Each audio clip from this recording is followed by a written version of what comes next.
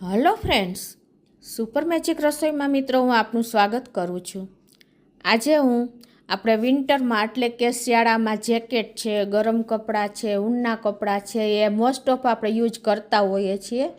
તો એને આપણે ઘરેલું રીતથી આપણે એને ડીસી કેવી રીતે કરવું ને ઘરે, અને એની કન્ડિશન ઇટ ઇઝ જળવાઈ રહે ને એ રીતે હું તમારી સાથે વિડીયો શેર કરું છું મિત્રો।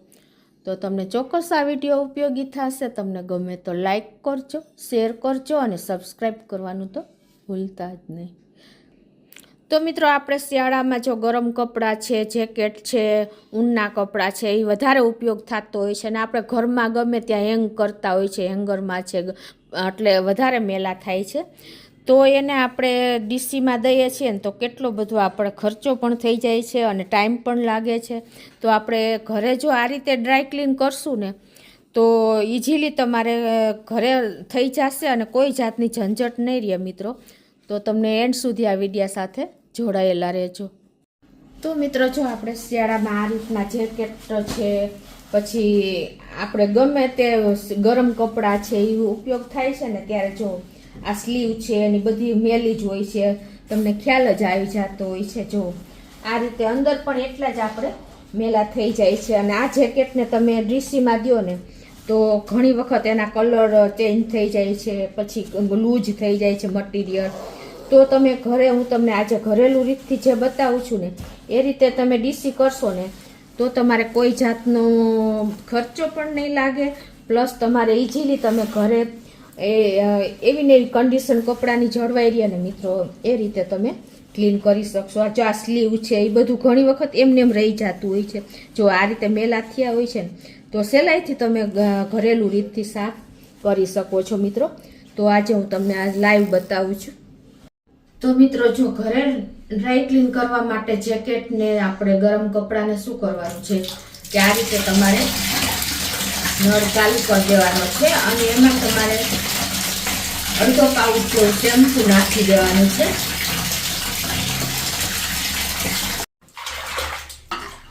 આ રીતે શેમ્પુ નાખી દેવાનું છે તમારે અડધું પેકેટ, તમારા કપડાં હોય એ પ્રમાણે 2 કપડામાં તમારે અડધું પાઉચ ઇનફ છે। અને પછી તમારે શું કરવાનું છે, જેકેટ કે આ રીતે ગરમ કપડાં હોય ને એમાં તમારે અડધું પેકેટ આપણે ઈનો પણ નાખી દેવાનો છે આ રીતે। એનાથી શું થશે મિત્રો, એકદમ તમારા કપડાં નવા જેવા થઈ જશે, પ્લસ એકદમ શાઇનિંગ પણ આવશે। એટલે ખાસ તમે નોટ કરજો કે 2 કપડા માટે પણ ઈનો પણ અડધું પેકેટ ઇનફ છે, કેમ કે આપણે રસોઈ કરતા કરતા ઘણી વખત અડધું પેકેટ વધ્યું જ હોય છે।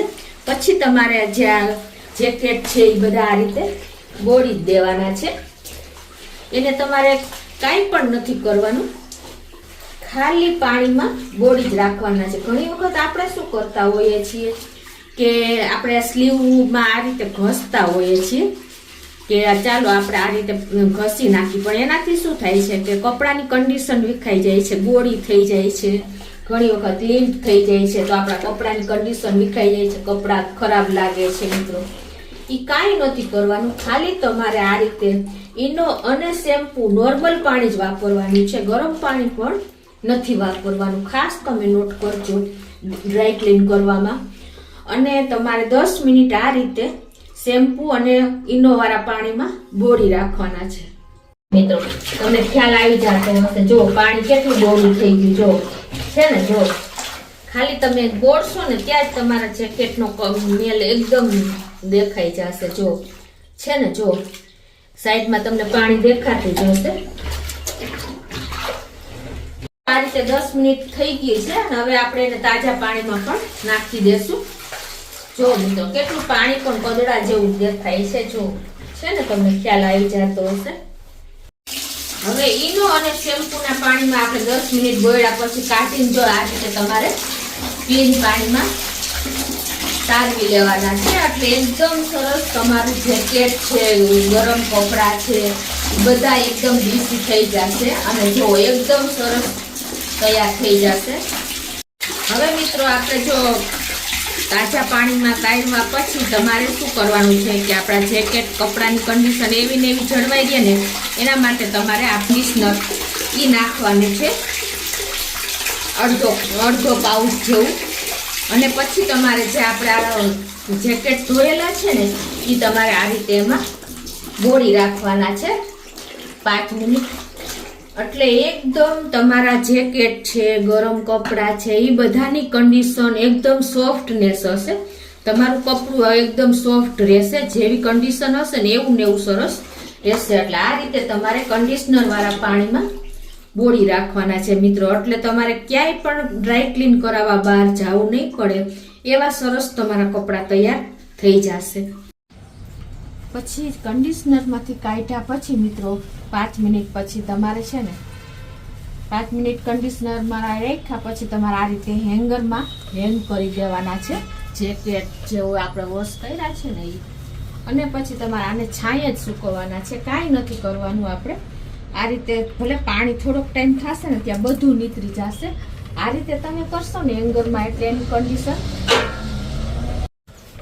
એટલે જેકેટની કન્ડિશન એવી ને એવી જળવાઈ રહેશે. થોડોક ટાઈમ લાગશે તમારે સુકાતા, પણ આ જ રીતે તમારે એને હેંગરમાં હેંગ કરવાનું છે.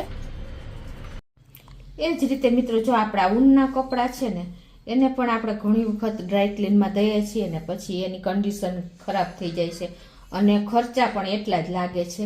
તો એને પણ તમારે ઘરેલું રીતથી કેવી રીતે ડ્રાય ક્લીન કરવું ને એ પણ હું તમને બતાવી દઉં.